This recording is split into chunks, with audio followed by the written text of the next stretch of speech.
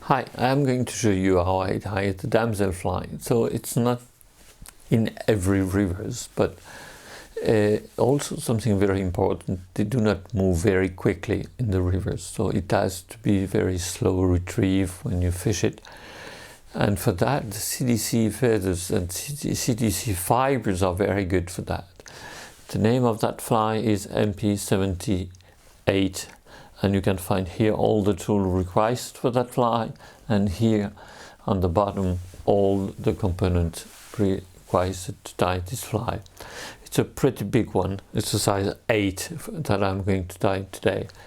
By the way, on that book you will find all the fly tying about CDC that I created during the last 27 years.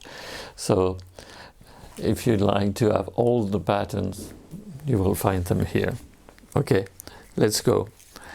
So you tie the tying thread first. You go up to the beginning of the bend straight, and then for that tail, which is normally quite big, I will use 2 of those CDC, which is a dirty yellow, and to collect the barbs, instead of trying to strip them out of the stem, I will use the table clip of the magic tool. It's much easier.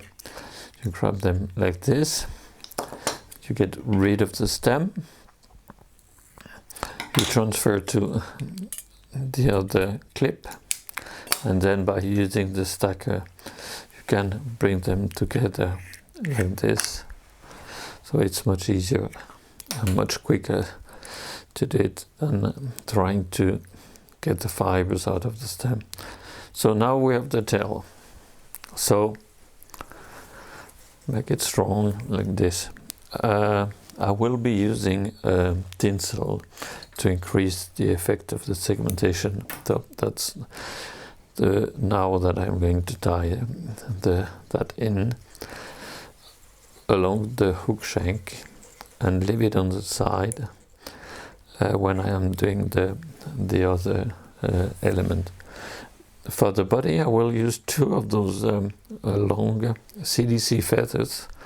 I will bring that here, and in order to be regular in the diameter I will use also the beginning that I'm going to tie in with the hook shank. I'm going to use this special Hackle plier which I can use for 2 feathers in the same time, and the technique is pretty much the same as earlier. Twist and wrap around the hook shank to create the right volume I need for this pattern. Like this, and then stop. Okay, so now we have the body which is done. I trim the excess here, and then a few wraps to secure the thread. I use the long scissors in order to trim a little bit what is too much and what I could not incorporate in this process. And then I will use the wire to increase the segmentation effect by getting through like this. So now we have the first element which is done. Now I will put something like 2 of those right in front. That will help me to finish the pattern afterwards. So I put that here. Okay, I go close to the eye, a little bit more. Okay, and I come back here. I trim that off, and then I will use the eye. So this is double eye that I will put on top. So a few wraps to secure, and then few wraps on the other side to secure as well.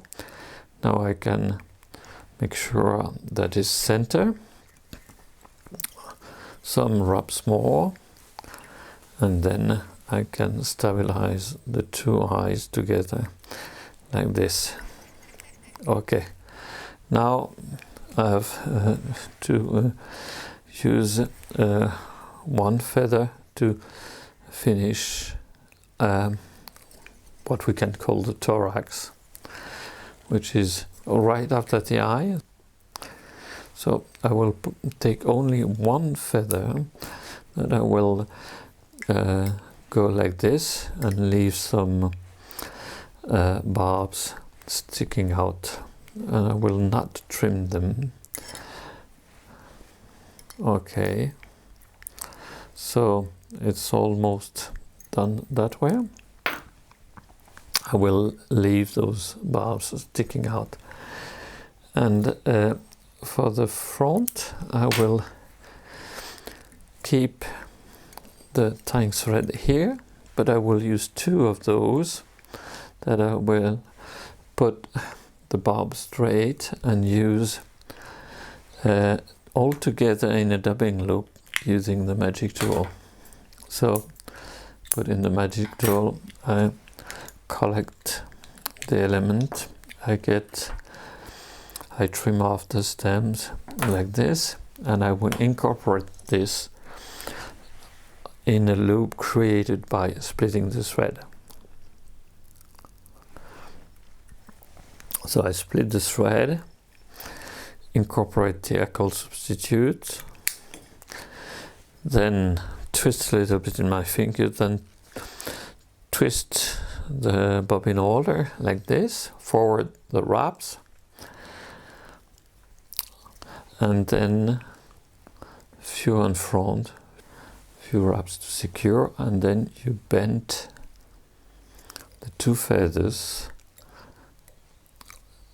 that you lock on the back, and then you turn towards the hook eye to make the final knot. Like this. You can do another one.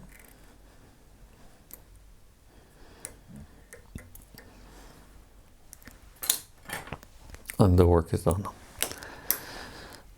You remember those two long feathers, trim them. So you have just the legs, the tail, and everything is okay.